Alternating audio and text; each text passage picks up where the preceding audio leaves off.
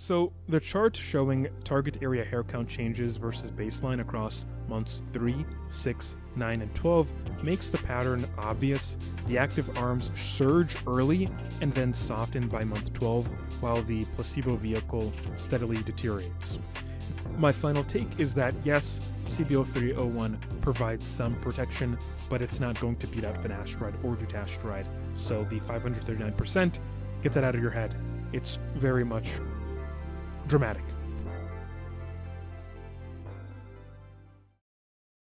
Hello everyone and welcome back to yet another video. Today we're going to be looking at Cosmo Pharmaceuticals, also formerly known as Cassiopeia Pharmaceuticals, and their new phase 3 result announcement on their topical steroidal anti-androgen CB0301, also known as clascoterone, and branded for this particular treatment for hair loss as Breezula.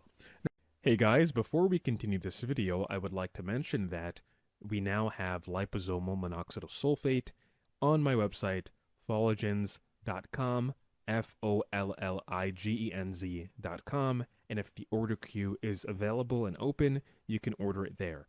We're running it as a cosmetic. There are other sort of botanicals inside of this particular topical that are pretty helpful when it comes to conditioning the hair. So that's at folligens.com, folligenz.com. That's folligenz.com. Go check it out and maybe even try it out. See you there. Now, it's been a long time coming for this particular compound. Some of you may remember that I've made some videos on clascoterone, particularly when it comes to acne, as it's already been approved for use at 1% under the brand name of Winlevi. So going into the mechanism of action, it's very simple. Some acne and androgenetic alopecia have something in common. They are influenced by DHT. Unlike finasteride and dutasteride that reduce the 5-alpha-reductase enzymatic activity in the skin and hair follicle tissues, and thereby reducing the production of DHT, and thus DHT androgen receptor signaling, CB0301 clascoterone is a steroidal anti-androgen that aims to bind to the androgen receptor and prevent DHT signaling. And in doing so, less signaling means less messaging to the cells. Now, if these cells are sebocytes, and they have some sort of genetic defect with them that cause for there to be excess oil production, oils rich in triglycerides and cholesterol, which contribute to acne pathogenesis. So again, if these cells are sebocytes and they're in the sebaceous glands, there is going to be less oil output if the clascoterone or whatever anti-androgen can bind to the androgen receptor and block the DHT.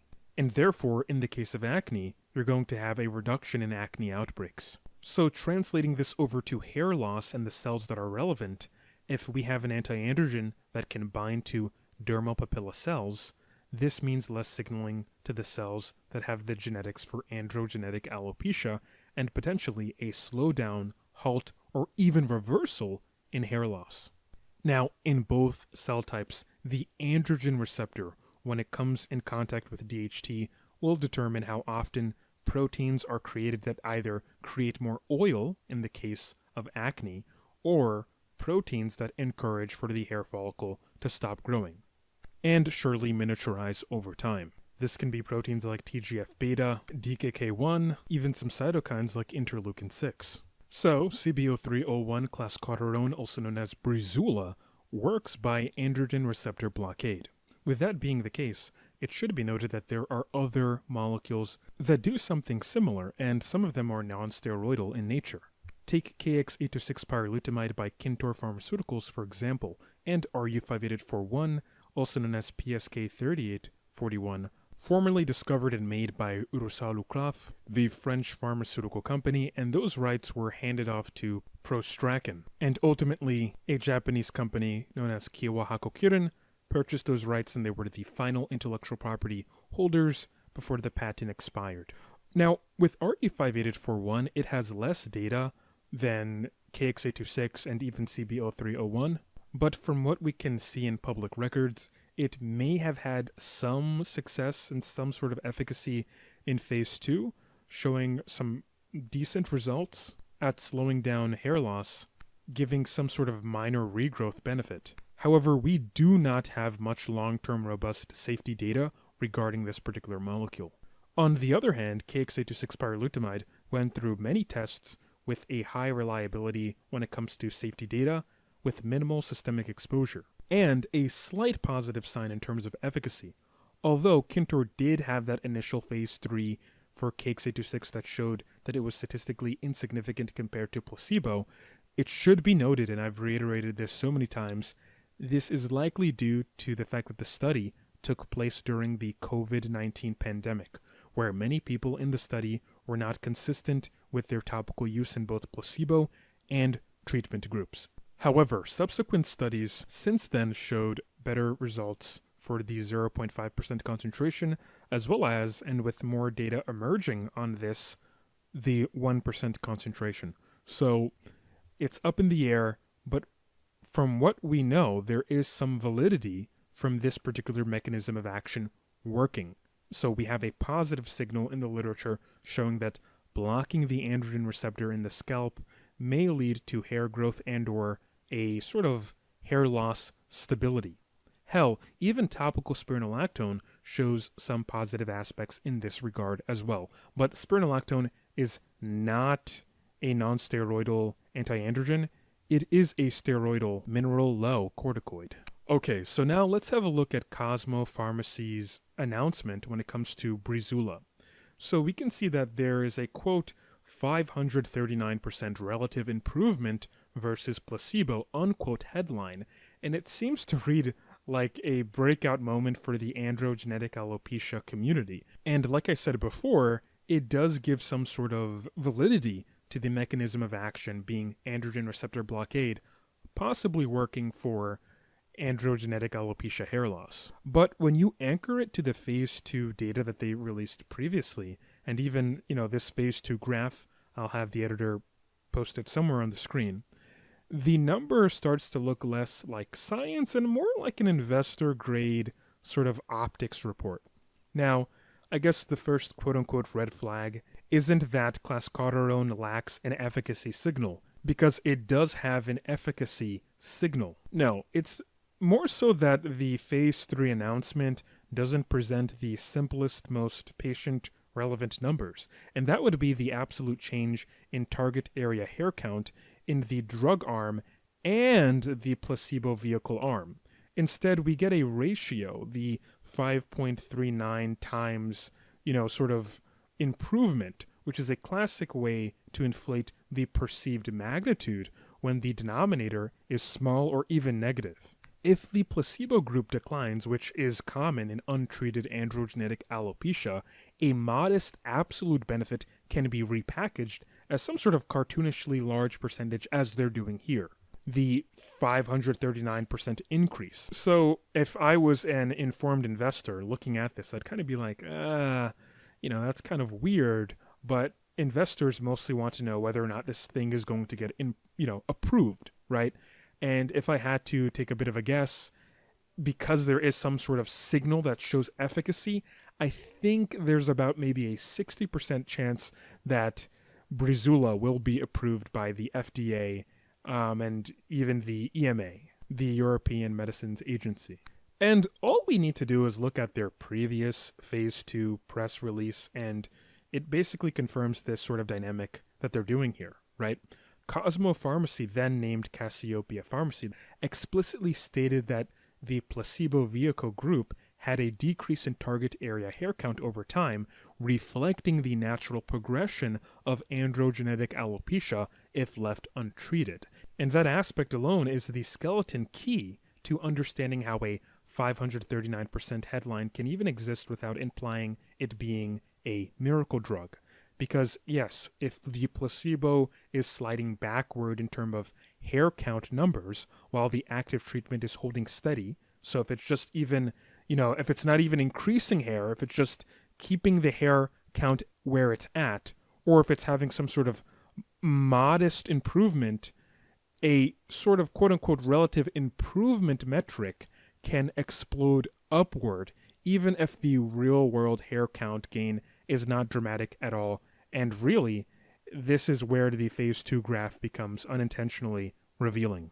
So let's just say, for example, right, the phase 3 study numbers come out. And again, I have to reiterate, what I'm going to say is an example. It doesn't mean this is exactly the case.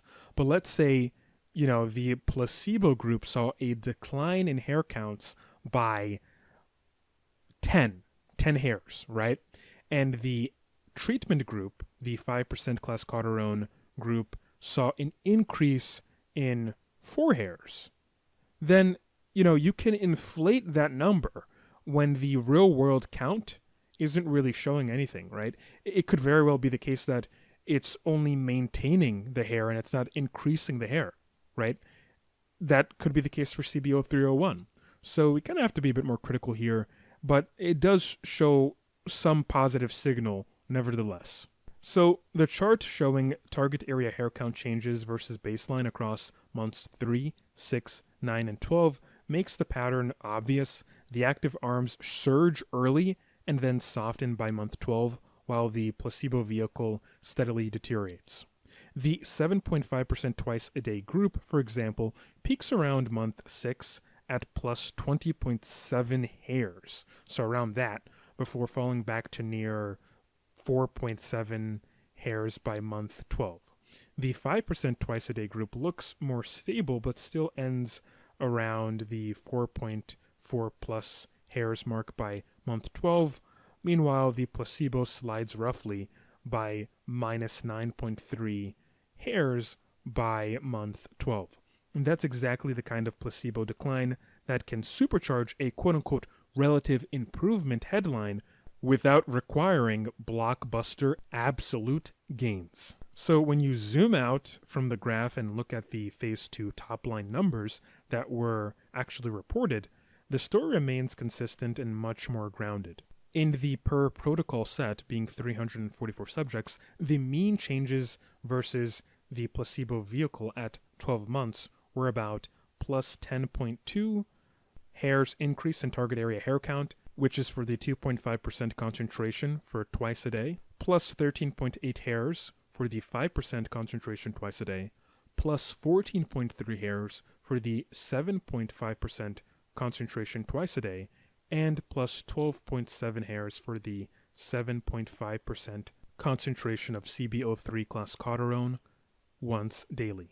And all were statistically significant against placebo. And that's not a trivial sort of thing. But it doesn't justify the sort of breathless language implying a once in 30 years efficacy leap in the way a casual reader might interpret the quote-unquote 539% increase. What's also quietly important is that the phase 2 wasn't just a small pilot either.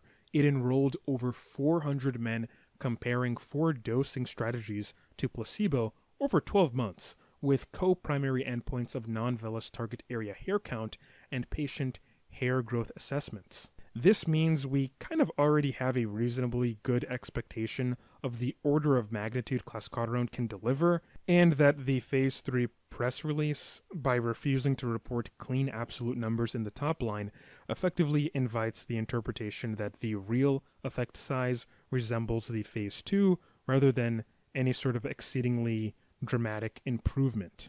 So the 539% increase claim isn't necessarily false, but it's not really clinically intuitive. It likely reflects some sort of arithmetic performed on a placebo group that lost ground, rather than any sort of real, huge dramatic improvements. And the kind of scenario was already outlined, like I said before, where we can see the 5% CB0301 group in the phase 2 readout. It only had plus 13 hairs, and the placebo saw minus 2.5 hairs. And this can easily yield a massive relative percent change because you're dividing a modest net difference by a small negative placebo movement. So the result is a number that is technically defensible, but rhetorically radioactive. The more honest interpretation is this. Clascoterone appears to be a functional topical anti-androgen with a safety profile that has looked comparable to placebo in studies to date, and without clear systemic steroid effects based on cortisol subset testing in phase 2. That's meaningful, but the efficacy likely lives in a useful sort of adjunct range, especially when you compare it to what we've historically seen with drugs like finasteride, dutasteride, minoxidil, and even if we are to get a bit more experimental, we can look at spironolactone, right, for instance. This is why the most compelling future for Breezula, and it seems like they're going with the 5% twice daily sort of thing, is probably not as a solo savior, but just some sort of stack amplifier. So if you frame finasteride and dutasteride as reducing systemic androgen pressure and also follicular androgen pressure from DHT primarily, then clascoterone becomes a logical third piece rather than some sort of headline miracle. So really, CB0301 clascoterone Breezula is like a shield, not really a sword to combat androgenetic alopecia on its own. But again, if you're having side effects to finasteride and dutasteride and you cannot even use them at all, then this drug really is better than nothing. You might as well use CB0301 or even kwxsoc pyrilutamide. So those are some pretty decent options to have if you can't use the 5-alpha reductase inhibitors. And I would tend to say, again, the same thing about kwxsoc and RU58841, and also with topical spironolactone. These drugs will only provide a marginal benefit, but with the data we have now, there's no reason to believe that it's going to fully replace finasteride and dutasteride and minoxidil. What it may allow people to do is maybe use fewer doses of finasteride and dutasteride and also stack it with CB0301 and the other sort of anti-androgens, as I mentioned before. But when it comes to something like RU58841 and even topical spironolactone, these drugs are a bit more experimental, especially with something like RU58841, as we don't have any long-term safety data on it, so definitely talk to a doctor. I'm not a doctor, but talk to a doctor who gives a shit about what you're going through.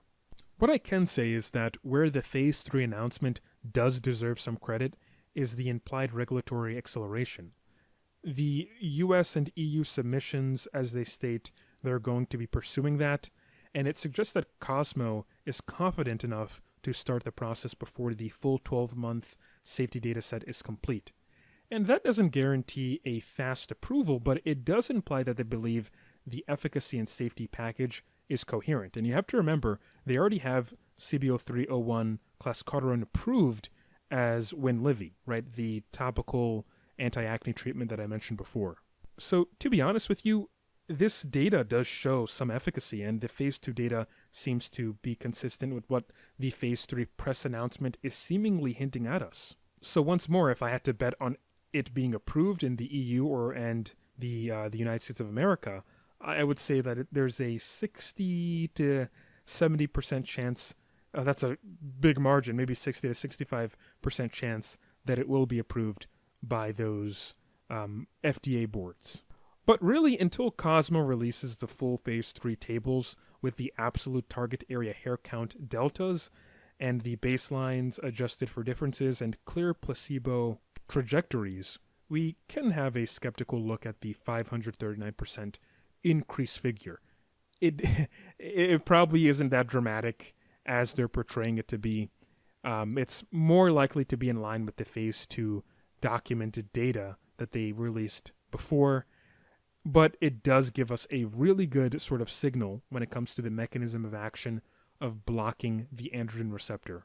So, of course, if you have a placebo group and you have a sort of longitudinal aspect in your study, you're just going to see that in the condition of androgenetic alopecia over time. If you stretch it out, the study long enough, which maybe that could have been their game there, right? Maybe they're like, hey guys, if we stretch out this study long enough, we'll definitely see that the placebo group will decrease and we can kind of push the data and say, hey, look, we're actually getting a sort of efficacy, right? And we can inflate the relative efficacy.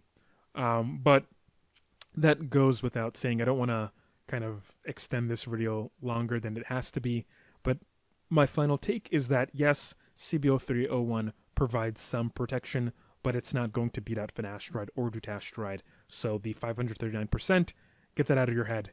It's very much dramatic. But with that being said, I want to announce that I've started a company. That's Folligens, FOLLIGENZ.com. And we're selling liposomal minoxidil sulfate at 10% and 5% concentrations. Maybe at the time in which you're watching this video, the 5% may be sold out, but the 10% we still have some in stock and some more coming in. And yeah, we're doing an end of the year sale right now. It's December 6th, 2025 at the time of recording this video. So hopefully you guys can go check it out and maybe even try it out. Anyway, thank you guys so much for a wonderful year and see you in 2026. Geez, that sounds weird. That sounds like this is going to be the last video of 2025. I think we still have a couple more videos to get out. Anyway, thanks for watching, guys. Peace out.